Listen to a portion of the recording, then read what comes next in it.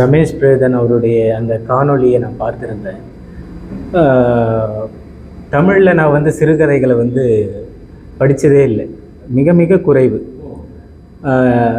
சங்க இலக்கியங்கள் பிடிக்கிறது இல்லை, வெறும் ஒரு மாதிரி கதைகளாகவும் ஒரு பொழுதுபோக்காகவும் தான் இருக்கிறதுனால சிறுகதைகளில் தமிழில் நெடுங்கதைகள் நிறைய படிப்பேன். அதில் இலக்கியங்கள், சங்க இலக்கியங்கள், அதுக்கப்புறம் காவியங்கள், சிலப்பதிகாரம், மணிமேகலை, அதுக்கப்புறம் கம்பராமாயணம், திருவாசகம், திருக்குறள், இதை போன்ற நூல்கள்லே தான் இருப்பேன். சிறுகதைகள் அப்படின்னு பார்க்கும்போது இப்போ ஜெயகாந்தன்லாம் புகழ்பெற்ற எழுத்தாளர்னு சொல்கிறாங்க, ஆனால் அவருடைய கதைகளை நான் அதை படித்ததில்லை. ஆனால் பாரதிதாசன், பாரதியாரது, இவர்கள், பெருஞ்சித்திரனார், பாவாணர், இவர்களுடைய இதெல்லாம் படிச்சிருக்கேன். ஆனால் ஒரு சில சிறுகதைகள் தான் நான் படிச்சிருக்கேன். ஆனால் இந்த எழுத்தாளரினுடைய இந்த காணொலியை பார்க்கும்போது சிறுகதையின் மேலே எனக்கு கொஞ்சம் ஒரு நான் இது நாள் வரையிலும் இருந்த அந்த ஒரு கண்ணோட்டம் கொஞ்சம் மாறியது. சிறுகதைகள் அப்படின்னும்பொழுது நான் ஆங்கிலத்தில் தான் அதிகமாக படிப்பேன். ஷார்ட் ஸ்டோரி அப்படின்னு சொல்லக்கூடிய ஆர்ச்சர், இதை போன்ற ரெட்டியர் கிப்ளிங், இவங்களை போன்ற ஆங்கிலத்தில் மட்டும்தான் நான் சிறுகதைகள், நாவல்கள் அதிகமாக படிப்பேன். தமிழில் வந்து படித்தது மிக மிக குறைவு. சிறுகதைகள் ஒரு சில மட்டும்தான் இருக்கும்.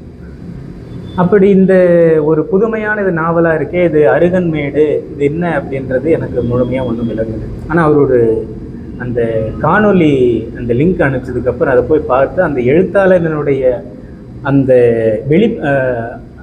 தன்னுடைய எண்ணத்தில் இருக்கக்கூடிய, உள்ளத்தில் இருக்கக்கூடிய அந்த கருத்துக்களை வெளிப்படுத்தக்கூடிய அந்த தன்மையை பார்த்து நான் கொஞ்சம் வியந்தேன்.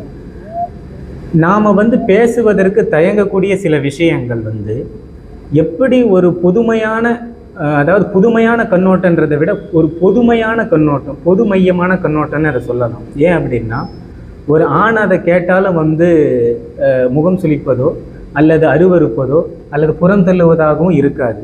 ஒரு பெண் அதை கேட்டாலும் வந்து நாணுவதை போலவோ அல்லது அருவருப்பது போலவோ இல்லாமல் இருவருக்குமான ஒரு பொது மையமாகவே வந்து அந்த கருத்துக்கள் அவர் வெளியாண்டது. இந்த சமுதாயத்தினுடைய ஒரு சில கண்ணோட்டங்களுக்கு அப்பாற்பட்டு சிந்தித்து அந்த மைய கருத்துக்கள் அவர் வெளியே சொன்னதெல்லாம் வந்து எனக்கு கொஞ்சம் இந்த இன்றைய எழுத்தாளர்கள், அண்மை தொட்டு வாழ்ந்த இந்த எழுத்தாளர்களுக்குள்ள இதை போல இதெல்லாம் இருக்குது அப்படின்றது வந்து எனக்கு ரொம்ப வியப்பாகவும் இருந்தது. அதிலிருந்து இந்த நூலை, சரி இந்த நாவலை படிக்கலாம் அப்படின்னு ஒரு ஆர்வமும் மேலோங்கி வந்தது. அதில் அவர் வந்து இந்த மொழியை பற்றி பேச இருந்தது. எல்லாருமே அழிந்துட்டாலும் கடைசியில் மொழி மட்டும் மிச்சமாக இருக்கும். அது இப்போது எல்லா மக்களும் அழிந்துட்டாலும் ஒரு 2 பேர் மீதி இருக்காங்க, மிதமிஞ்சி இருக்காங்கன்னா அந்த 2 பேருக்கு